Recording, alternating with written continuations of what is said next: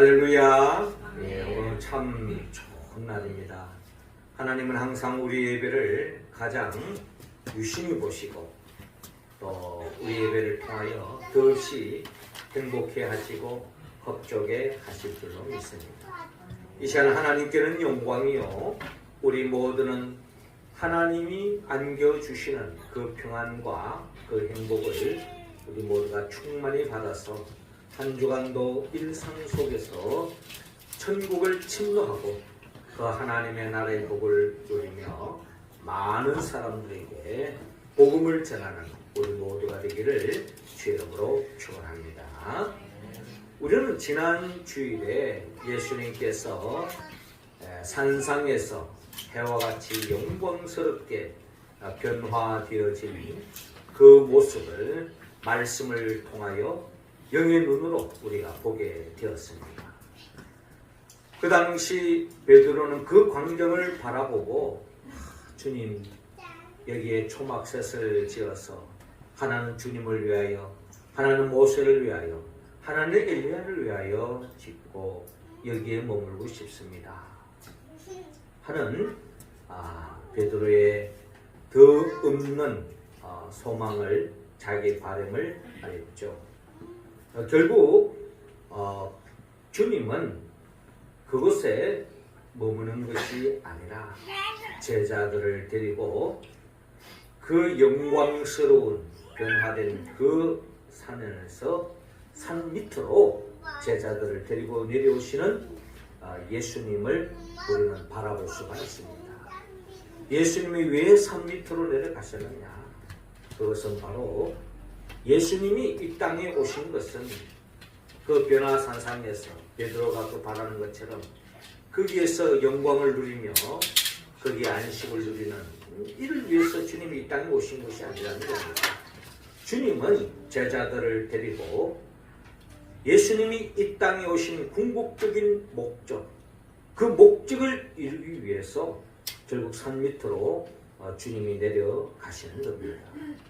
결국 그 산 밑은 우리가 잘 알듯이 예수님이 제자들에게 이미 밝힌 대로 예수님께서 십자가에 못 박혀 죽음을 당하고 죽은 자 가운데 3일 만에 부활하실 것이다 라고 이미 제자들에게 밝힌 바가 있습니다. 결국 주님은 영광의 그 산 위에서 고난이 자리 잡고 있는 이 세상을 향하여 주님은 산 밑으로 지금 내려오고 있는 것입니다. 주님의 목적은 바로 우리 모두가 죄로 말미암아 잃어버린 하나님의 나라를 다시 회복시켜 주기 위해서 주님은 친히 이 땅에 오셨고, 결국 그 일을 완성하기 위하여 십자가의 길을 가기 위해서 주님은 산 밑으로 내려오는 것입니다. 죄로 말미암아 잃어버린 하나님의 나라, 그 하나님의 나라를 우리에게 다시 안겨주기 위해서 잃어버린 하나님의 나라, 잃어버린 영생을 다시 되찾게 하기 위해서 주님은 친히 이 땅에 산 밑으로 내려오고 계시는 겁니다. 여기에 하나님의 뜻이 있는 것입니다. 오늘부터 우리는 사순절이 시작되어집니다. 사순절은 예수님이 결국 그 하나님의 뜻을 이루기 위해서, 즉 우리에게 잃어버린 하나님을 되찾아주기 위해서 고난의 길, 십자가의 길을 걸어가시는 주님을 깊이 묵상하고, 우리도 주님과 같이 잃어버린 하나님 나라를 되찾기 위해서 그 십자가의 길, 그 고난의 길에 동참하는, 결단하는 시간이 바로 이 사순절의 절기의 의미라는 것입니다. 우리 모두가 이 사순절에 십자가를 묵상하고 주님이 걸어가셨던 그 길을 우리가 다시 한 번 더 새기고, 또 우리 함께 주님과 함께 잃어버린 하나님의 나라를 되찾기 위해서 우리가 걸어가야 할 그 십자가의 길이라는 것이 무엇인지 이미 예수님은 이 땅에 오셔서 공생애를 시작할 때부터 결국 제자들에게 십자가의 길이 무엇인가를 우리에게 밝혀주었습니다. 오늘 본문의 말씀은 바로 십자가의 길을 간다는 게 뭔가를 우리에게 보여주고, 우리가 일상 속에서 주님의 십자가에 동참한다는 게 뭔가를 오늘 본문을 통하여 우리가 함께 헤아려 보기를 원합니다. 주님은 먼저 오늘 본문 9절을 통하여 받아라고 말씀합니다. 우리가 뭘 받아야 하느냐? 9절 같이 한번 읽어봅시다. 시작. 그때에 예수께서 갈릴리 나사렛으로부터 와서 요단강에서 요한에게 세례를 받으시고. 자, 오늘 본문 마가복음 1장 9절은 그때에 예수께서 갈릴리 나사렛으로부터 와서 요단강에서 요한에게 세례를 받으시고 라고 본문이 기록되어 있습니다. 그러니까 예수님이 이제 공생에, 즉 우리 모두를 구원하기 위해서 하나님의 일을 시작할 때에 하신 예수님의 모습은 바로 요단강에서 세례 요한으로부터 세례를 받는 것으로부터 시작되어지는 것을 오늘 성경을 통하여 우리에게 보여주고 있는 것입니다. 한마디로 예수님이 세례를 받았다. 사실 예수님은 세례를 받을 이유가 없어요. 세례 요한이 베푸는 세례는 죄를 사하기 위한 세례인데 예수님은 죄가 없는 분이잖아요. 그럼에도 불구하고 예수님 몸소 세례를 받으신 것은 우리가 에게 본을 보여주기 위해서, 우리 모든 성도들이 세례를 받아야 한다 라는 의미로서 예수님 몸소 우리에게 가르쳐주고 있는 것입니다. 그리고 우리는 세례를 받아야 합니다. 사실 우리 이 가운데 계신 분들은 다 세례를 받았습니다. 세례를 받는다고 받을 때에 오늘 보면 10절에 보니까 곧 물에서 올라오실새 하늘이 갈라짐과 성령이 비둘같이 자기에게 내려오심을 보시더니 하늘로부터 소리가 나기를 너는 내 사랑하는 아들이라 내가 너를 기뻐하노라 하시니라 라고 말씀하고 있습니다. 자, 우리는 여기에서 예수님이 세례를 받을 때에 성령이 비둘기같이 예수님에게 임했다는 거예요. 그리고 더 나아가 하늘에서 음성이 들려오는데 너는 내 사랑하는 아들이라 내가 너를 기뻐하노라 라고 하늘의 음성, 하나님의 음성이 들려옵니다. 자, 이 말은 우리도 세례를 받을 때에 성령이 비둘같이 임할 뿐만 아니라 결국 하나님으로부터 더 사랑받는 존재로 변화되어진다. 그렇다면 우리는 이미 세례를 받았어요. 세례를 받았는데 세례를 받는 것에 머무는 것이 아니라 우리 자신이 내가 세례교인이라는 것을 늘 인식하고 나는 세례교인이다. 그리고 이 세례교인이라는 것을 깨닫고 세례교인다운 삶을 살 때에 결국 성령이 비둘같이 임하는 역사가 일어나고 더 나아가 하나님이 이는 내 사랑하는 아들이요 내 기뻐하는 자다 하는 그 음성을 우리 또한 들을 수 있다. 그러니까 내가 하나님의 충만한 사랑을 받는 비결, 즉 성령이 비둘같이 임하는 역사가 임하는 그 같은 우리가 되기 위해서는 우리 모두가 세례교인이 되어야 된다. 그리고 이 세례가 어떤 의미를 가지고 있느냐라는 것입니다. 세례의 의미가 뭐냐? 세례는 한마디로 물을 통과하는 거예요. 저는 이 세례를 성경 속에서 우리가 잘 아는 창세기에 보면은 이 물을 통과한 사람이 있어요. 그게 누구냐? 노아와 노아의 가정입니다. 많은 사람들은 물을 통과하지 못하고 물속에 잠겨서 수장되어 버렸습니다. 왜? 죄를 지었기 때문에. 그런데 노아와 그의 가정은, 그리고 노아의 방주에 탄 피조물들은 결국 물을 통과해서 생명으로 나갔습니다. 그 차이가 뭘까요? 노아와 그의 가정은, 방주에 탄 피조물들은 하나님의 말씀에 순종하는 사람입니다. 내 중심대로 사는 것이 아니라, 내 마음대로 사는 것이 아니라 하나님의 말씀에 이끌림 받는 사람, 이게 바로 노아와 노아의 가정이요, 노아의 방주에 탄 피조물이라는 겁니다. 그렇다면 우리가 세례교인이라고 하는 것은, 내가 세례교인이라는 것은 이 물을 통과한 사람인데, 결국 나는 철저하게 노아처럼, 노아의 그 가정처럼 나는 하나님의 말씀대로 살고 있느냐, 달리 말하면 내 중심대로 사는 것이 아니라 하나님 중심으로 살고 있느냐 하는 것을 우리 자신을 점검해 보아야 합니다. 내가 하나님의 말씀대로 하나님 중심으로 살고 있다면 결국 성령이 임할 수밖에 없는 거예요. 결국 이는 내 사랑하는 아들이요 내 기뻐하는 자라 라고, 그런 하나님으로부터 여김을 받을 수 있다는 것입니다. 그러므로 갈라디아서 2장 20절에 내가 그리스도와 함께 십자가에 못 박혔나니 그런즉 이제는 내가 사는 것이 아니요 오직 내 안에 그리스도께서 사시는 것이라. 이제 내가 육체 가운데 사는 것은 나를 사랑하사 나를 위하여 자기 자신을 버리신 하나님의 아들을 믿는 믿음 안에서 사는 것이라 라고 말씀합니다. 우리는 성부와 성자와 성령의 이름으로 세례를 받았습니다.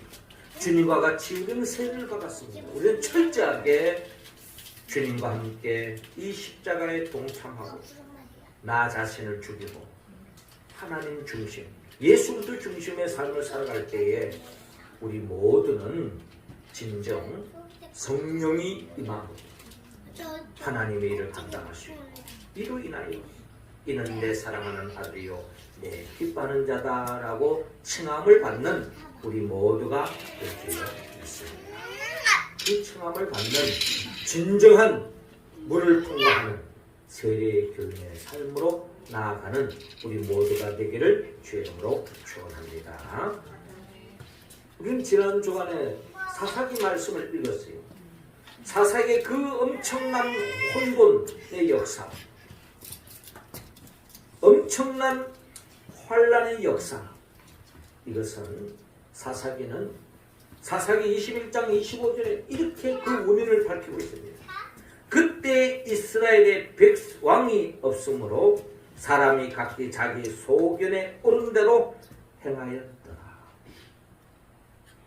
우리는 이 시대 속에서 나름대로 자기의 생각이 있습니다. 다 자기 나름대로의 올바름을 선택합니다. 그러나 그것이 정말 내가 생각하기에는 내 가치관은 이게 맞는데, 이게 정말 하나님의 말씀의 관점에서 진정 맞는 것인지 우리 자신을 우리가 헤아려 봐야 합니다. 그렇지 않으면 결국은 혼란과 환란에서 벗어날 수가 없다라는 것이죠. 그러면 우리는 철저하게 세례교인의 삶으로 나아가야 한다는 것입니다. 두 번째로 주님은 오늘 본문 13절을 통하여 십자가의 길을 간다는 것은 이기는 것입니다. 뭘 이기느냐? 13절 우리 같이 한번 읽겠습니다. 시작. 광야에서 40일을 계시면서 사단에게 시험을 받으시며 들짐승과 함께 계시니 천사들이 수종들더라. 아멘. 자, 이어지는 본문 12절을 보니까 성령이 곧 예수를 광야로 몰아내신지라 라고 말씀합니다. 세례를 받을 때 이미 성령이 임했어요. 그 성령님이 예수님을 어디로 몰아가느냐? 광야로 몰아갔다 라고 오늘 본문은 기록되어 있습니다. 즉 하나님께서 예수님을 광야로 내보내셨다는 겁니다. 여러분, 광야는 피서지가 아닙니다. 한마디로 엄청난 열악한 환경, 엄청난 어려움의 삶의 자리, 엄청난 불편함이 자리 잡고 있는 자리가 바로 이 광야라는 곳입니다. 낮에는요 때약볕입니다. 사막입니다. 밤에는 혹독한 추위가 찾아오는 것이에요. 그게 바로 광야라는 겁니다. 그 예수님을 광야로 몰아내셨다. 한마디로 어려운 고통의 자리로 몰아갔다는 겁니다. 자, 그런데 그런 육체적인 많은 어려움을 겪을 수밖에 없는 그런 열악한 상황일 뿐만 아니라 13절에 광야에서 40일을 계시면서 사단에게 시험을 받으시며 라고 말씀합니다. 이 광야에서 견디기도 힘든데 거기에서 사단으로부터 시험을 받고 있는 것입니다. 그 시험의 상황은 우리가 잘 알고 있지 않습니까? 예수님의 40일 동안 금식기도 하셨죠. 그런 상황 속에서 얼마나 배고픔이 있습니까? 여러분, 우리가 나름대로 고상한 생각도 하고 고상한 일도 하고 싶지만 배가 고파 보세요. 우리가 쉽게 말하는 금강산도 식후경이다 하는 말이 있지 않습니까? 배에서 그냥 배불 소리가 막 울려나는 우는 소리가 나면요 아무 생각 없습니다. 뭐 꿈이고 이상이고 일단 흙이진 배를 채워야 되는 거예요. 그런데 예수님에게 시험을 거는 거예요. 이 돌덩이를 떡덩이로 만들어봐라. 흙이진 배를 채워봐라. 라는 식으로 예수님을 시험하는 겁니다. 그 시험을 오늘 본문에는 기록되어 있지 않지만 마태복음에 소상히 나와 있죠. 결국 예수님은 시험을 이겨냈다. 마귀와의 이 시험을 이겨나갔다. 이게 바로 십자가의 길이라는 겁니다. 십자가의 길이라는 것은 반드시 고통이 따라오고 거기는 엄청난 환난과 역경이 따라온다. 이게 바로 마귀가 우리에게 던져주는 시험이라는 것입니다. 그 시험을 예수님이 이겨나가는 모습을 우리에게 보여주고 있습니다. 우리가 십자가의 길을 걸어간다는 것, 하나님의 뜻을 이룬다는 것, 그에는 엄청난 어려움이 찾아옵니다. 세상적인 손해가 따라올 수가 있습니다. 나의 엄청난 희생이 요구될 때가 있습니다. 그러나 그것을 이겨나간다는 것은 쉬운 이야기가 아니죠. 그 시험은요, 사실 우리로 하여금 에덴 동산에서 아담과 하와도 그 시험에 넘어가고 말았습니다. 우리도 예외가 아니라는 거예요. 아담과 하와가 넘어갈 정도면 우리도 다분히 넘어질 수 있는 존재라는 겁니다. 우리가 잘 아는 것은 아담과 하와가 하나님의 형상과 모양으로 지음받은 존재잖아요. 완전한 인간입니다. 그럼에도 불구하고 마귀 시험에서 넘어갔는데 우리가 예수 그리스도를 믿고 성령 충만함을 받고 이는 내 사랑하는 아들을 내 기뻐하는 자 성도로 부름을 받았지만 성도라고 해서 하나님의 자녀라고 해서 시험을 우리가 그때는 이겨낼 수 있느냐? 쉬운 이야기가 아니다는 것입니다. 결국 우리가 이 시험을 이기신 예수 그리스도를 바라볼 때에 우리는 그 힘을 얻어서 이 시험을 이겨나갈 수 있는 길이 열린다는 것입니다. 아담과 하와가 이 시험에 넘어가는 것처럼 우리도 넘어갈 수 있는 가능성이 다분하다라는 것입니다. 요한일서 2장 15절 이하를 보면 이 세상이나 세상에 있는 것들을 사랑하지 말라. 누구든지 세상을 사랑하면 아버지의 사랑이 그 안에 있지 아니하니. 이는 세상에 있는 모든 것이 육신의 정욕과 안목의 정욕과 이생의 자랑이니 다 아버지께로부터 온 것이 아니요 세상으로부터 온 것이고 이 세상도 그 정욕도 지나가되 오직 하나님의 뜻을 행하는 자는 영원히 거하느니라. 육신의 정욕, 안목의 정욕, 이생의 자랑. 왜 많은 사람들이 이 정욕에 빠지니까 이 정욕에 빠질 때에 우리 육체에 만족이 있고 행복이 있다고 생각하기 때문에 그러나 하나님 아버지의 뜻을 행할 때는 이런 것들을 절제하고 거절하고 하나님이 기뻐하는 삶으로 나아가야 되기 때문에 거기에는 엄청난 어려운 역경이 있다. 결국 이 역경을 이겨나가야 돼. 시험을 이긴다는 것은 역경을 이겨나가는 것과 다름이 없다. 왜 하나님은 하나님의 자녀들에게 왜 이런 역경을 주시느냐 라고 우리가 때로는 하나님 앞에 하소연할 때도 있습니다. 그러나 거기에는 하나님의 섭리와 계획과 뜻이 있다. 지금쯤 되어지면 저는 어릴 때 아주 초등학교 다닐 때 좋은 추억이 하나 있습니다. 그때 우리 선생님들이 겨울 방학이 지나는데 개학하기 전에 한 번에 이제 학교에 등교를 하면 우리를 다 데리고 산으로 가더라고요. 그 산에 가서 그 보리밭에 보리를 갖다가 밟아라고 그냥 줄을 쫙 쌓아놓고 우리 학생들 지나가면 그 보리를 막 이렇게 밟으면서 이렇게 밭에 보리를 밟은 적이 있습니다. 그때 뭐 우리 선생님이 뭐 시키는 대로 그냥 한 거죠. 알고 봤더니 거기는 이유가 있었습니다. 보통 보리를 심어가지고 그 새싹이 나가지고 자연스럽게 자라면요. 그 한 알에 보리 씨알에서 한 100개의 열매를 맺는다고 합니다. 그런데 이 자랄 때에 이 보리를 밟아주면은 이 보리가 뿌리가 더 깊이 바뀌고 아주 튼튼하게 자라난다고요. 그러면은 약 450개의 열매를 맺는다고 합니다. 이런 과정을 겪을 때에 이 보리가 미워서 바른 것이 아니라 이 보리가 이런 밟아줌을 통해서 더 면역력이 생겨지고 또 강해지고 또 혹독한 환경 속에도 많은 열매를 맺는 그런 결과를 빚어줍니다. 우리 인생에도 하나님이 우리의 삶에 어려움의 자리로 몰아갈 때가 있습니다.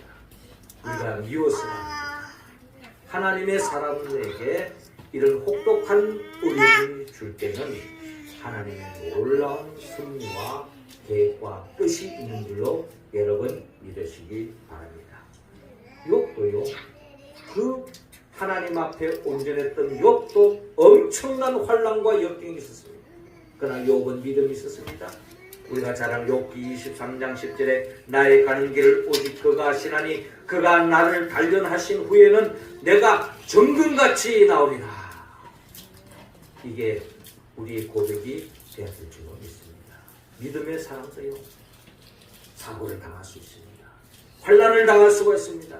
경제적으로 어려움을 당할 수 있습니다. 육체 질병이 올 수도 있습니다.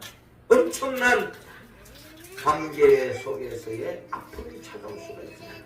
그러나 그 과정을 잘 믿음으로 이겨나가면 하나님께서 우리를 더욱더 연단시켜 주시고 우리가 상상할 수 없는 행복의 열매를 우리가 맺을 줄로 믿습니다. 이 믿음으로 시험을 잘 이겨나가는 우리 모두가 되기를 주님으로 축원합니다. 마지막 세 번째로 하나님의 나를 회복하고 하기 위하여 십자가의 길을 걸어간다는 건 무슨 말이냐? 15절에 전하라고 말씀합니다. 15절 우리 같이 읽겠습니다. 시작. 이르시되 때가 찼고 하나님의 나라가 가까이 왔으니 회개하고 복음을 믿으라 하시더라. 아멘. 그렇습니다. 예수님께서 14절에 요한이 잡힌 후 예수께서 갈릴리에 오셔서 하나님의 복음을 전파하여 이르시되 때가 찼고 하나님의 나라가 가까이 왔으니 회개하고 복음을 믿으라 하시더라 라고 말씀하고 있습니다. 예수님은 회개를 촉구하고 결국 복음을 믿어라 라고 말씀합니다. 이 중심적인 삶을 내려놓고 하나님 중심의 삶을 사는 거예요. 결국 하나님의 중심을 산다는 것은 예수를 믿는 것입니다. 복음을 믿는 것입니다. 하나님 중심으로 생각하지 않는다면 우리는 진정한 하나님의 복을 누릴 수 없다는 것입니다. 요한일서 5장 11절 또 정글은 이것이니 하나님이 우리에게 영생을 주신 것과 이 생명이 그의 아들 안에 있는 그것이니라. 아들이 있는 자에게는 생명이 있고 하나님의 아들이 없는 자에게는 생명이 없느니라 라고 말씀합니다. 결국 예수 그리스도가 우리 진정한 복이라는 것입니다. 주님은 아담과 하와에게 생육하고 번성하여 땅에 충만하라, 땅을 정복하라, 바다의 물고기와 하늘의 새와 땅에 움직이는 모든 생물을 다스리라 라고 말씀하셨습니다. 우리가 이 땅에 하나님의 씨를 뿌리고 그리고 하나님의 자녀답게 정복하고 다스려야 합니다. 이 모든 것은 예수 그리스도의 복음을 전파하는 데서부터 시작되어지는 것을 우리에게 말씀하고 있는 것입니다. 사도행전 1장 8절에 오직 성령이 너희에게 임하시면 너희가 권능을 받고 예루살렘과 온 유대와 사마리아 땅끝까지 이르러 내 증인이 되리라 하십니다 라고 말씀하고 있습니다. 우리가 성령 충만함을 받을 때 예수 그리스도의 증인이 될 수가 있습니다. 우리는 예수 그리스도의 복음을 전파할 뿐만 아니라 진정 우리의 삶을 통하여 예수님처럼 십자가의 길을 걸어가는 그런 삶을 통하여 많은 사람들에게 예수 그리스도를 증거하는 삶을 모습을 보여주는 우리 모두가 되기를 주님은 원하고 있습니다.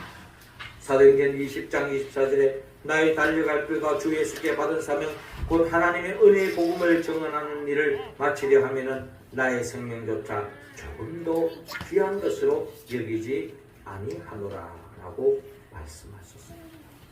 복음 전파를 위해서 우리가 조금도 게으르지 않고 힘쓰는 우리 모습이 되기를 바랍니다. 이제 여러 겨울도 지나가고 이미 입춘이 왔습니다. 이제 봄이 되어지면 우리가 그동안 쉬었던 전도도 힘쓰고 또 내 삶을 통해서 그에게 복음을 증거하는 우리 모두가 되기를 원합니다. 고린도서 9장 16절에 내가 복음을 전할지라도 자랑할 것이 없으면 내가 부득불할 일입니다. 만일 복음을 전하지 않으면 내게 화가 있을 것입니다.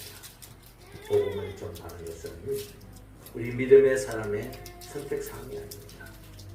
하나님의 뜻인 거죠. 그 뜻을 받들어 예수님도 하나님의 나라를 전파했고 복음을 전파했던 것입니다.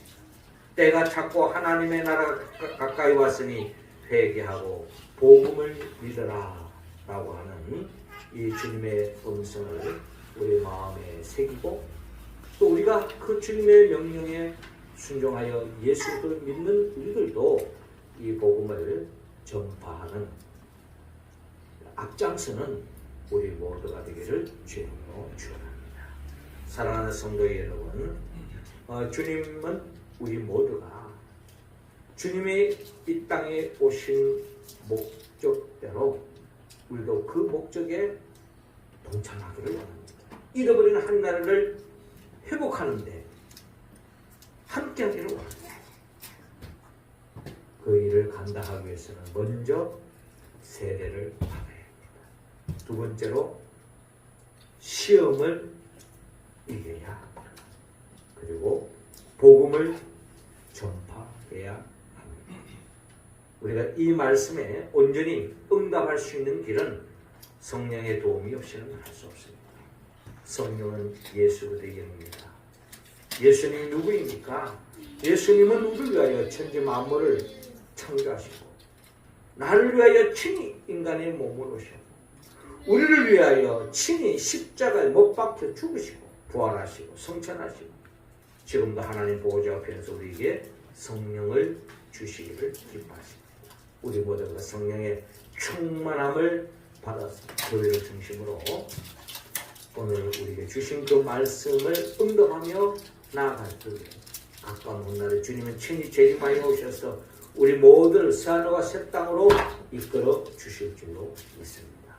그 주님의 영, 보혜사 성령의 도움을 받아서 우리가 세례를 받았을 뿐만 아니라 세례 교인으로서의 삶을 살고, 그리고 세례 교인으로서 이 세상의 그 어떠한 미혹, 유혹, 시험도 우리가 거뜬히 이겨나가고 우리의 삶의 자리에서 예수 그리스도의 향기로서 편지로서 복음을 전파하는 우리가 모두가 되어서 더없이 하나님께 영광 돌리는 우리 모두가 되기를 주의 이름으로 축원합니다.